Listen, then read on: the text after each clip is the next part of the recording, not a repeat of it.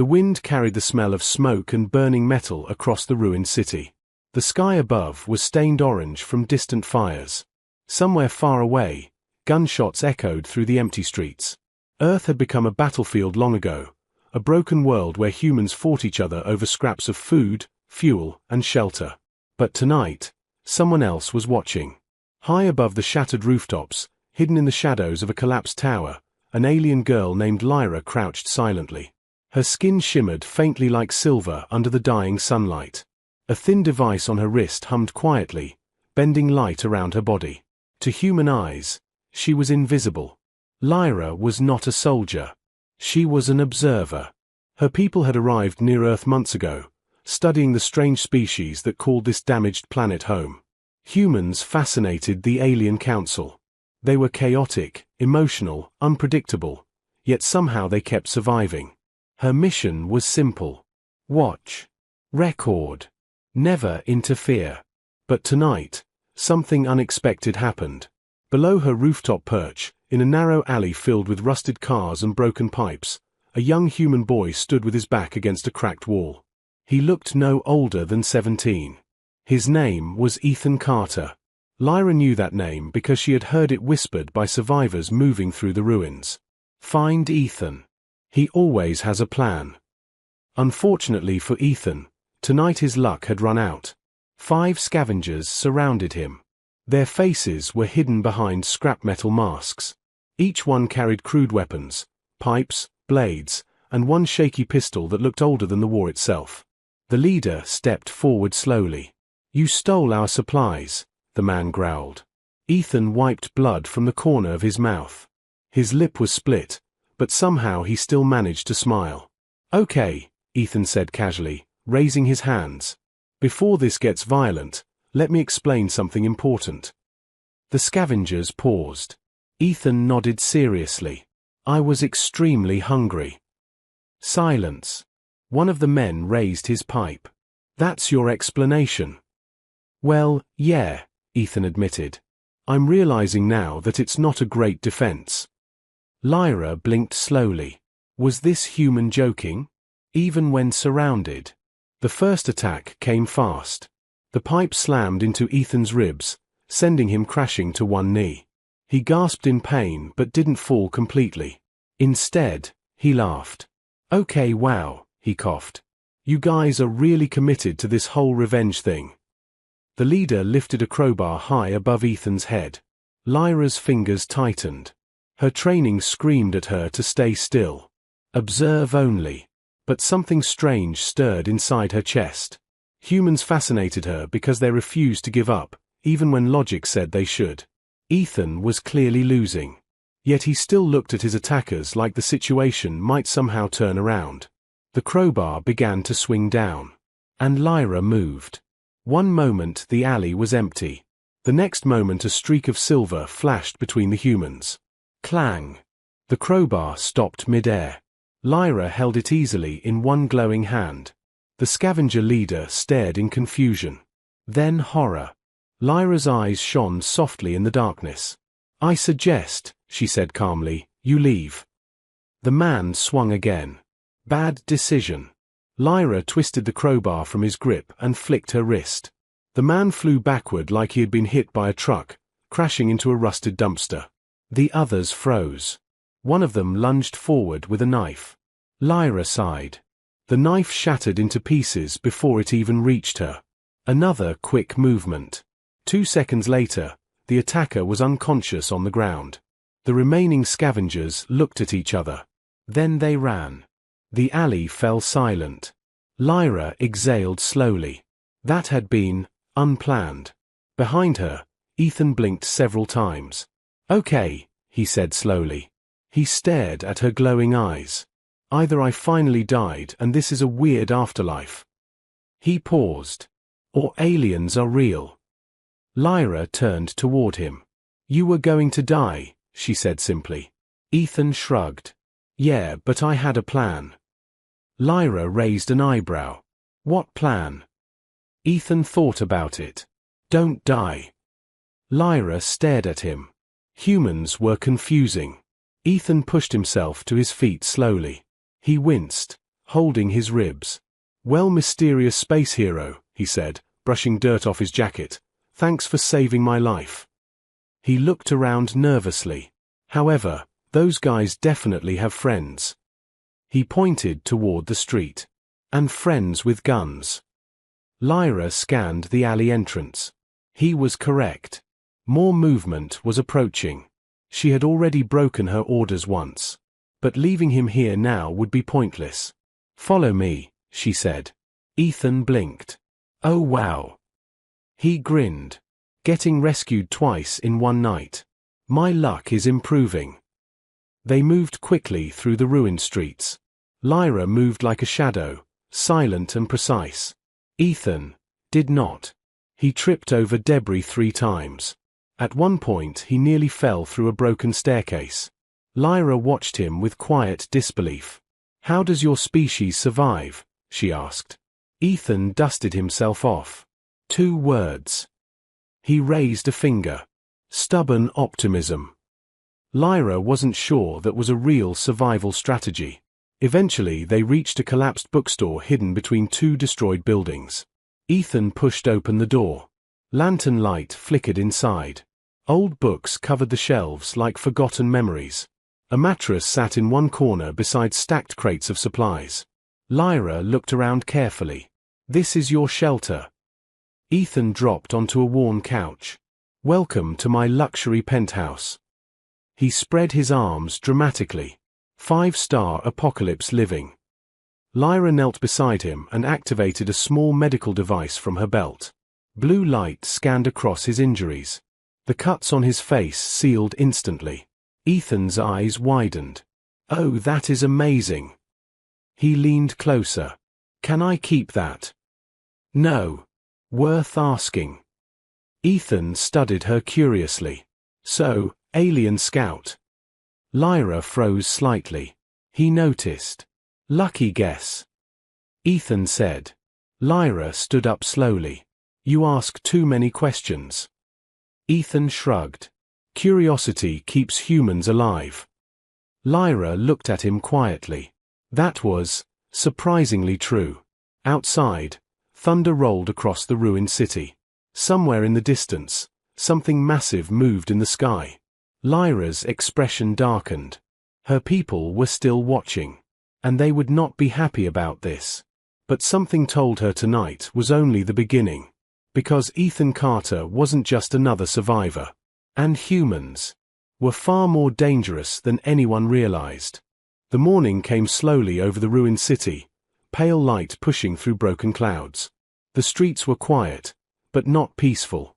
The silence here was the kind that waited for the next explosion. Inside the collapsed bookstore, Ethan sat on the floor beside a small lantern, carefully repairing an old radio. Wires were spread across the table like tangled vines. Pieces of metal, circuit boards, and scavenged batteries surrounded him.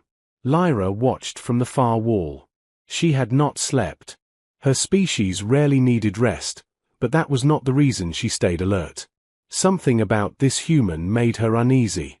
Not because he was dangerous, but because he was unpredictable. Ethan hummed softly while he worked. "You know," he said without looking up, "most people ask questions when they meet an alien." Lyra crossed her arms. "You ask too many already." "True," Ethan admitted. "But I still have one important question." He lifted the broken radio. "Do aliens like music?" Lyra blinked. "That is not an important question." "It is to humans." He twisted 2 wires together. Sparks flickered. Static burst from the speaker. Ethan smiled proudly. "See? Told you I had a plan." Lyra stepped closer, examining the device.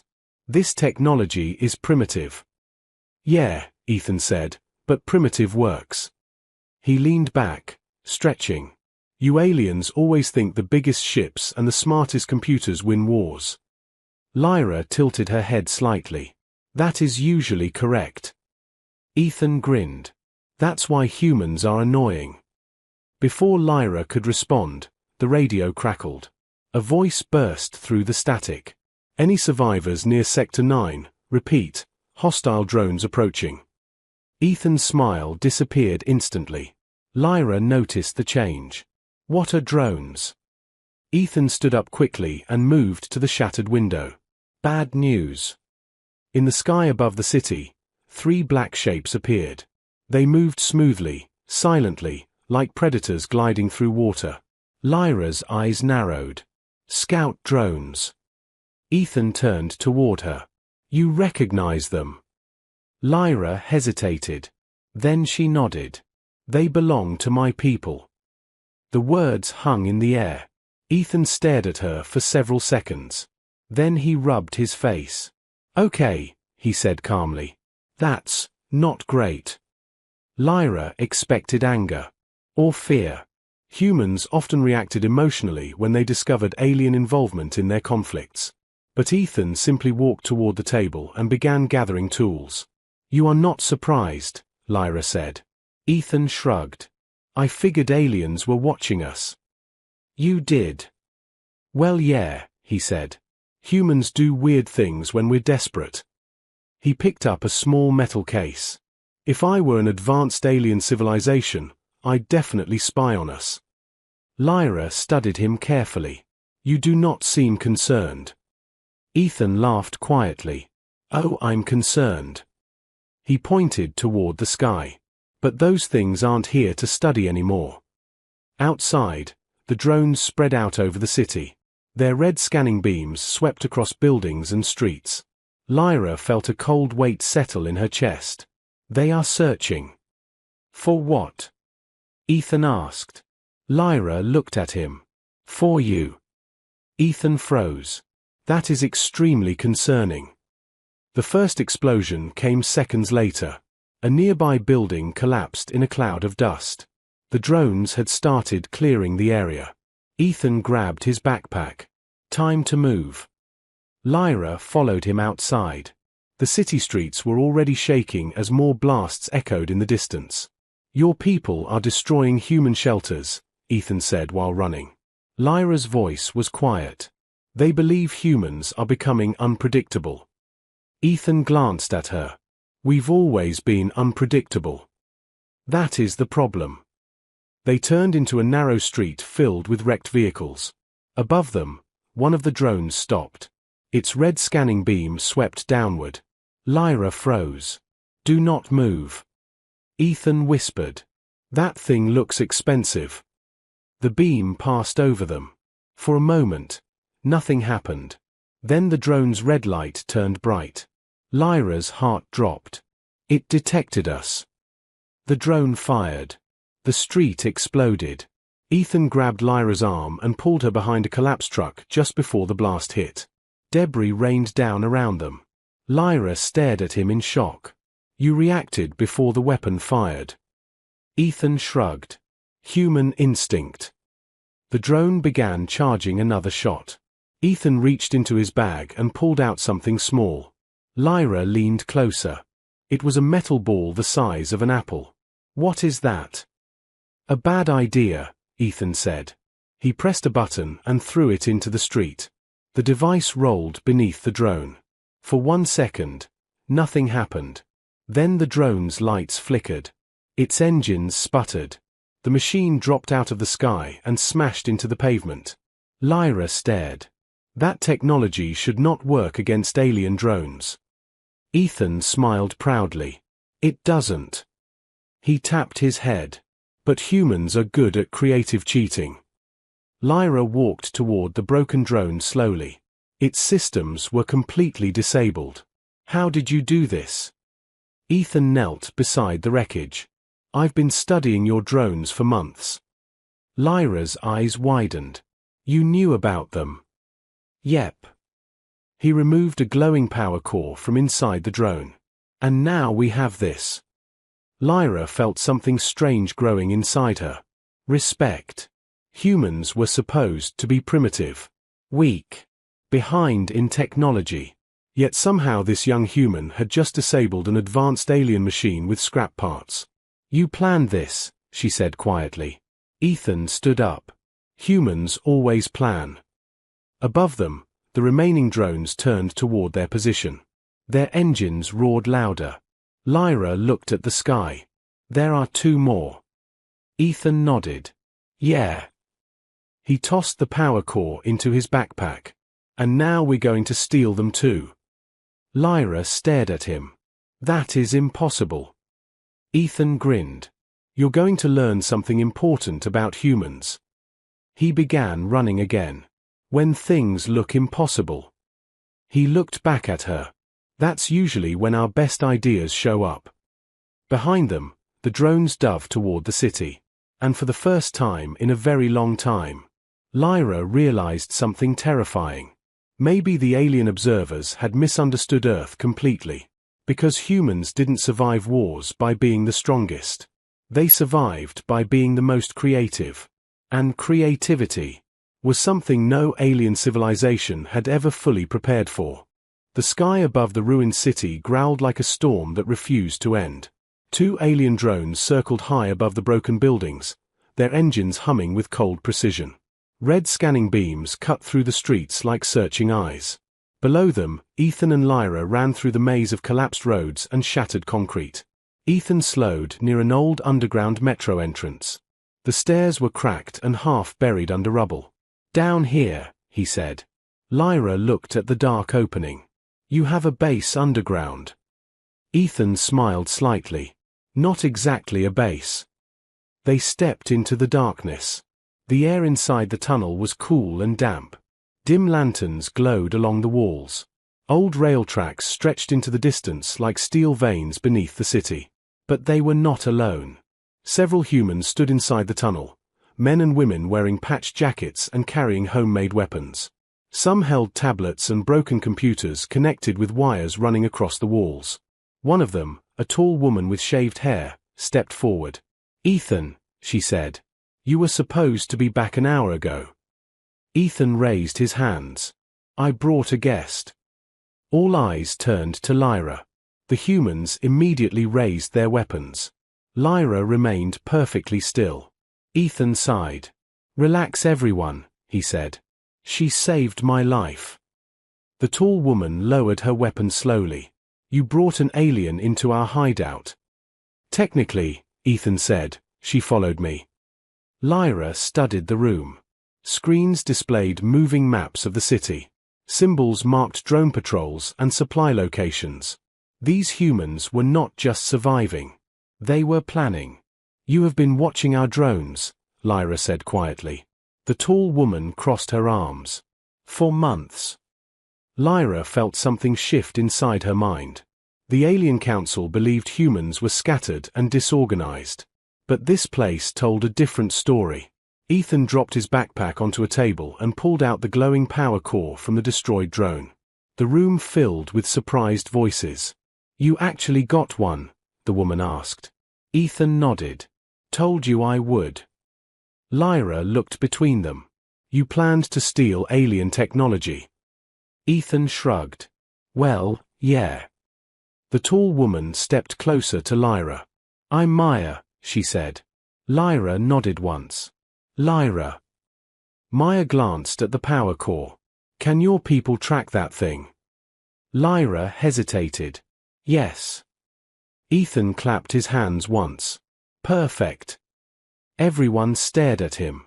That is not perfect, Maya said. Ethan grinned. It is if we use it right. He pointed to the screens on the wall. The drones are scanning the city because they think humans are becoming dangerous. Maya nodded. They're right. Ethan held up the power core.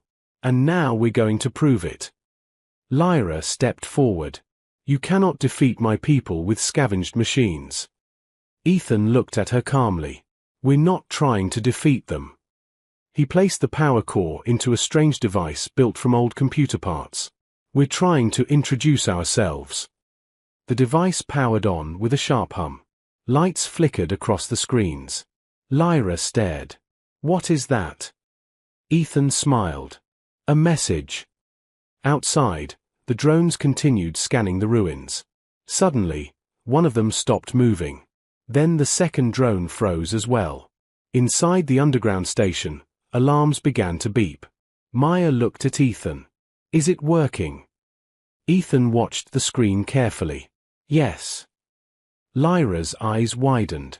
You are accessing alien communication systems. Ethan nodded. Your drones use a signal network to talk to your fleet, right? Lyra's voice was quiet. Yes. Ethan leaned back in his chair. Well, now they're talking to us instead. High above Earth's atmosphere, an enormous alien observation ship floated silently among the clouds. Inside the command chamber, dozens of alien officers studied their screens. One of them frowned. We are receiving a signal from Earth. The commander turned slowly. A human signal. The officer shook his head. No. He looked confused. It is using our technology. The message began to play. Back inside the underground station, Ethan watched the transmission begin. Lyra stared at the screen. You are contacting my entire fleet. Yep. Why? Ethan smiled softly. Because humans are tired of being studied like animals. On the alien flagship, the transmission suddenly appeared on every screen. The image showed Ethan standing in the underground station. Behind him stood dozens of humans. None of them looked afraid. Ethan waved. Hello, aliens, he said cheerfully. The command chamber fell silent. Ethan continued. We know you've been watching us. He held up the alien power core. Thanks for the technology, by the way. Very helpful. The alien officers stared in disbelief. Ethan's tone became serious. You think humans are weak. He gestured toward the room behind him. But here's something you didn't understand. The humans around him stepped forward. Some held tools. Others held computers. A few carried weapons built from scrap metal. Ethan smiled again. Humans don't win because we're stronger. He tapped the side of his head. We win because we're creative. Lyra watched him in silence. Ethan pointed directly at the camera. You came to study humanity. He leaned closer. So here's lesson number 1. His voice became calm. When humans start working together. Maya activated another switch. Across the city, hidden devices suddenly powered on. Old satellites. Radio towers. Rebuilt communication arrays. Ethan finished his sentence. Things get interesting. The alien fleet sensors exploded with signals. Thousands of human transmissions flooded their network at once. Plans. Data. Technology. Ideas. All shared instantly. The alien commander stared at the screens in shock. What are they doing? One officer whispered the answer. They are evolving. Back on Earth, Ethan turned to Lyra. Your people wanted to observe humanity. Lyra nodded slowly. Yes. Ethan smiled. Good. He looked toward the sky above the ruined city. Because the show is just getting started. Lyra realized something then. For centuries, the galaxy believed intelligence meant control. Precision. Perfect technology. But humans had something different. Something messy. Something chaotic. Something powerful. Imagination. And imagination was far more dangerous than any weapon. Above Earth, the alien fleet continued receiving the endless flood of human signals. New inventions. New strategies. New ideas being created every second. The alien commander finally understood the truth. Humanity was not a species to observe. Humanity was a species that would one day reshape the galaxy. And the most terrifying part? They had only just begun.